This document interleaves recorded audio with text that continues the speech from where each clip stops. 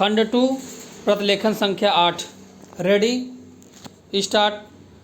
महोदय, दूसरे शब्दों में आर्थिक, व्यापारिक, निवेश और तकनीकी कारणों से द्वितीय महायुद्ध के बाद और शीत युद्ध के दौरान एशिया के देशों में पुनः धुंधलापन पैदा हुआ।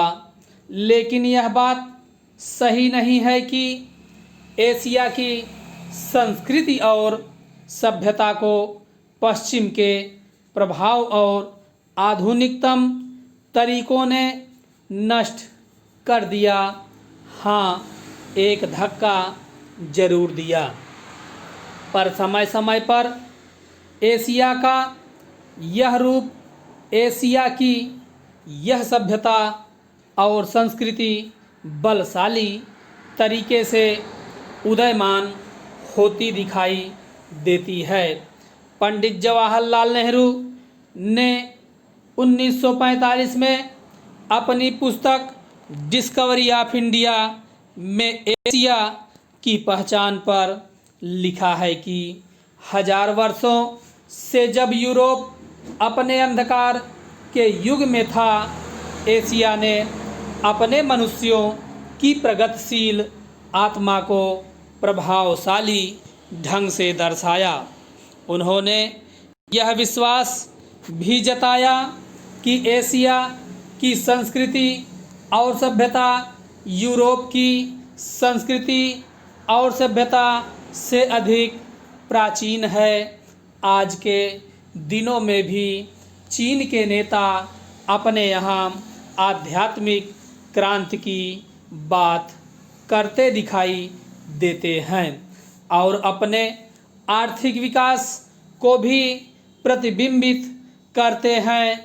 मलेशिया के प्रधानमंत्री भी बड़े गर्व के साथ मलेशिया के रास्ते की बात करते हैं और आधुनिकता और पारंपरिक संस्कृति के मिश्रण से मलेशिया का विकास करना चाहते हैं। भारत के प्रधानमंत्री भी मध्य मार्ग की बात करते हैं, जिसको वे भारत का पारंपरिक विचार कहा करते हैं।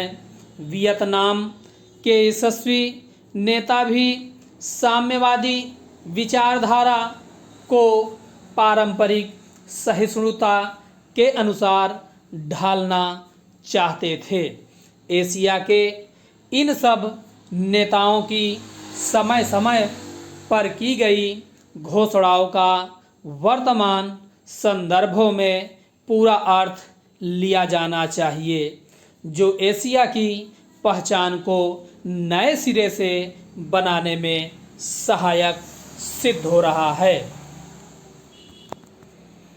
यहाँ यह भी बताना उचित होगा कि हाल के वर्षों में एशियाई देश, विशेष रूप से पूर्वी एवं दक्षिणी पूर्वी एशिया के देश, एशिया के सुदृढ़ देशों के रूप में उभरे हैं और इन देशों के आर्थिक विकास की दर विश्व के किसी भी अन्य देश के आर्थिक विकास की दर से अधिक है तथा जिनके आने वाली शताब्दी में विश्व आर्थिक व्यवस्था के निर्माताओं के रूप में उभरने की आशा है।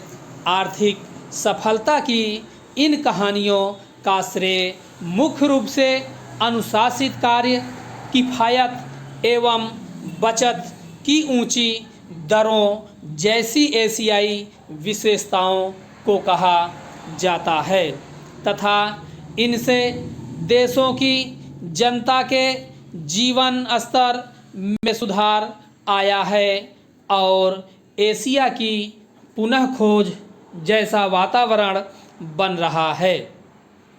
एशिया के देशों में अब आपसी भाईचारे की भावना उभर रही है और इससे ये देश परस्पर निर्भर हो रहे हैं तथा शीत युद्ध के प्रभाव से मुक्त होते जा रहे हैं।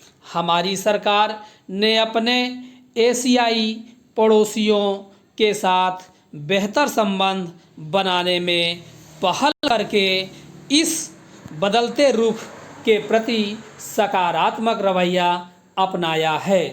इन सब प्रश्नों का जवाब आज उपलब्ध नहीं है, लेकिन सनय सनय इन प्रश्नों में ही इसके उत्तर मिलेंगे।